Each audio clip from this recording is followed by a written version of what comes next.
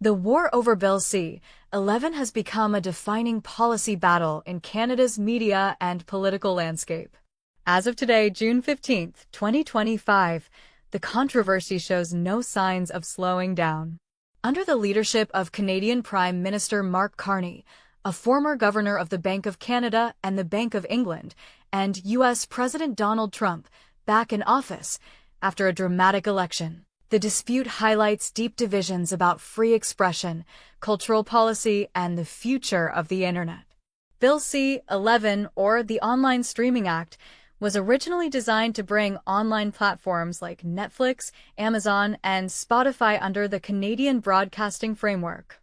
The CRTC, Canada's broadcast regulator, is now empowered to require these platforms to contribute 5% of their Canadian revenues toward a fund to produce and promote Canadian stories, from French-language films and shows to content by and for Indigenous and racialized communities.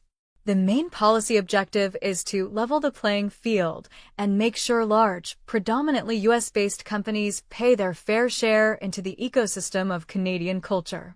But this policy has ignited a heated controversy. The federal government and many Canadian artists say this funding is essential to keep a distinctly Canadian voice alive in a media world increasingly influenced by algorithm and market power from south of the border. Under the previous policy framework, which applied only to traditional broadcasters, companies were required to support Canadian content directly. Now, the Carney government wants to apply those principles to online platforms. Supports say this policy will empower stories that reflect Canada's unique perspectives, from its linguistic diversity to its rich tapestry of ethnic, racial, and regional identities, instead of having the market dictated by a handful of powerful tech companies. Advocates view it as a form of cultural sovereignty, a way to safeguard the ability to tell stories from a Canadian point of view. But opponents, including many platforms, free speech advocates, and policy analysts, say this approach crosses a dangerous line.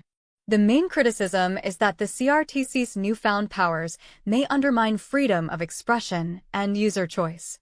By requiring platforms to promote certain content and fund production directly, the government, through the CRTC, is influencing what content is visible to Canadian viewers.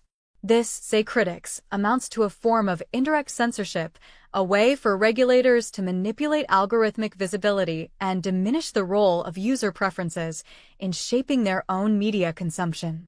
This critique resonates against the backdrop of growing polarization in Canada's politics and media policy.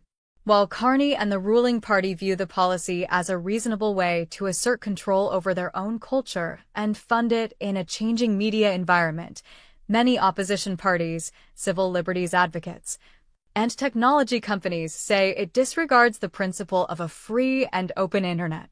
This controversy has crossed borders. President Trump has weighed in, framing the policy as unfair to U.S. businesses and a violation of free trade and free expression. The U.S. has raised questions about whether this policy may breach its obligations under the United States, Mexico, Canada Agreement, USMCA, which guarantees non-discrimination and a level playing field for companies from all signing parties. This international dimension underscores how the battle over Bill C-11 is not just a Canadian policy dispute, it is a front line in the ongoing conflict over who controls the flow of culture and information in the digital age.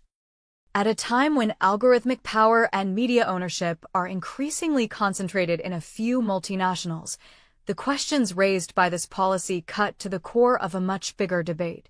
How can a small country assert its cultural independence and policy preferences without closing itself off from the rich flow of content made by and for the world?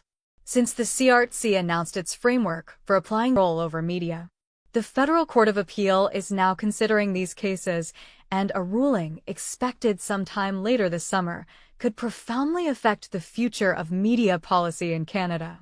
If the court upholds the policy, it will entrench a dramatic expansion of the CRTC's powers. If it strikes it down, the ruling will underscore the limits of federal policy intervention in a digital ecosystem. This legal showdown highlights a key policy crossroads for the country under Mark Carney's leadership.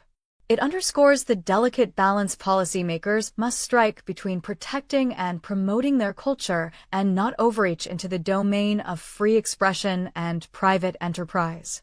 For many Canadians, the outcome will determine whether their screens reflect their own stories or become a mirror for a small number of powerful platforms and regulators.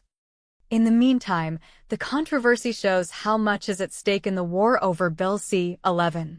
It is not just a policy dispute, it is a battle about who controls the future of media and culture in a small but culturally rich country battling against powerful international players.